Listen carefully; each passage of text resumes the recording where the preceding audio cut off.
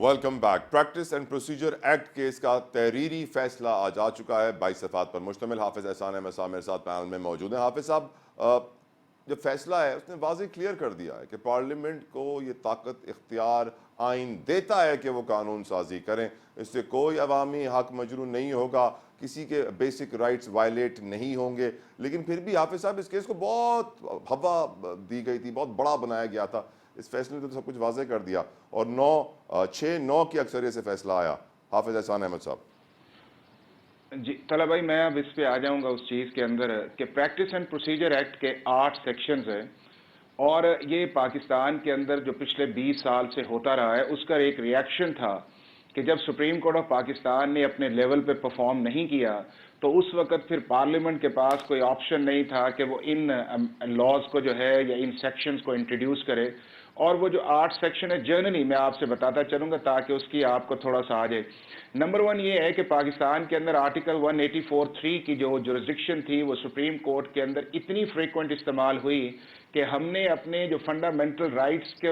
ایک سائڈ پہ کر دیا، بلکہ ہم نے پولیٹیکل کویسچنز کو ریزالو کیا اور ہم نے 2 ملک کے پرائم منسٹر جو تھے 184(3) کے نیچے بھجوائے۔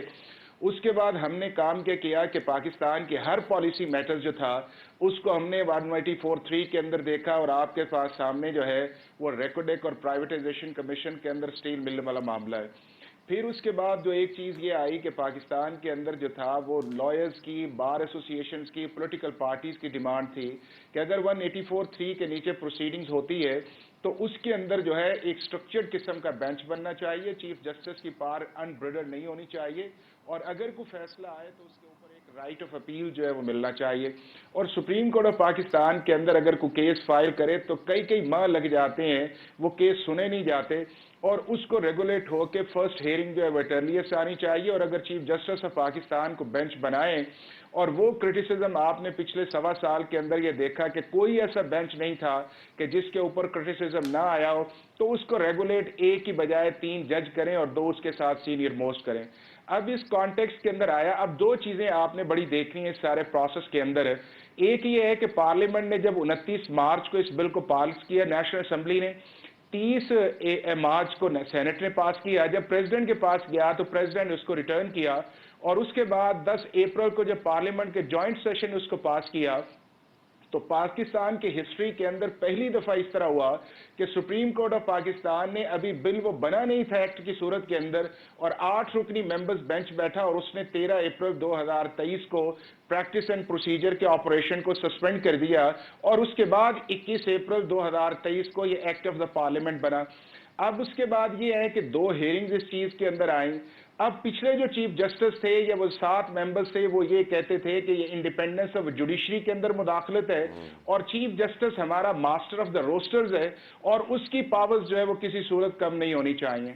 اب اس کے بعد نئے جب چیف جسٹس آئے، اس کا فیصلہ نہیں ہوا، تو کریڈٹ جو ہے وہ چیف جسٹس آف پاکستان کو دینا چاہیے کہ فرسٹ ٹائم پاکستان کے سسٹم کے ہوتے ہوئے اس چیف جسٹس نے کہا کہ پہلے اس کا فیصلہ کرتے ہیں۔ اس کے اوپر ایک فل کورٹ بنا، اس فل کورٹ کے اندر 15 جو ججز تھے وہ بیٹھے، اور بیٹھ کے جو ہے فرسٹ ٹائم اس کی لائیو جو ہے آپ پورے ملک کے اندر آپ نے اس کی دیکھی، براڈ کاسٹنگ آئی، اور 5 چیزیں بڑی واضح آئیں۔ نمبر 1 اس کے اندر یہ آیا کہ پاکستان کے اندر پہلی دفعہ پبلک نے دیکھا اور اس ججمنٹ کے ذریعے آیا کہ چیف جسٹس آف پاکستان نے کہا کہ میں ماسٹر آف دا روسٹرز نہیں ہوں،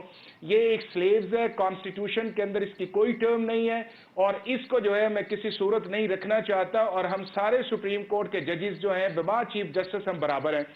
دوسرا انہوں نے کہا کہ اس کے اندر جو کلیکٹیو وزڈم ہے اور آربیٹریری پار جو ہے وہ سپریم کورٹ کے چیف جسٹس کے پاس نہیں ہونی چاہیے، اور بات بالکل ٹھیک ہے کہ پچھلے 1.25 سال کے اندر آپ نے دیکھا کہ کس حد تک ہم نے اپنی سپریم کورٹ کو صرف چیف جسٹس کی جو ڈسکریشن تھی بینچز کی اس کو کتنا کرٹیسائز کیا اور ڈسکریڈٹ کر دیا۔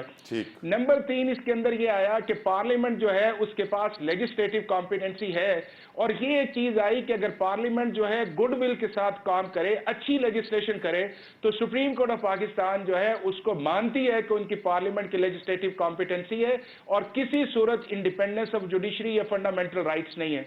ایک اور چیز جو اس کے اندر زبردست قسم کی آئی ہے کہ سپریم کورٹ آف پاکستان کا جو فیصلہ آیا تھا اس کے 3 ایسپیکٹس۔ ایک اس کا فیصلہ آیا 10-5 سے، 10-5 کے اندر پارلیمنٹ کی یہ جو کمپیٹنسی ہے، یہ اس لیجسلیشن جو ہے اس کو مانا گیا۔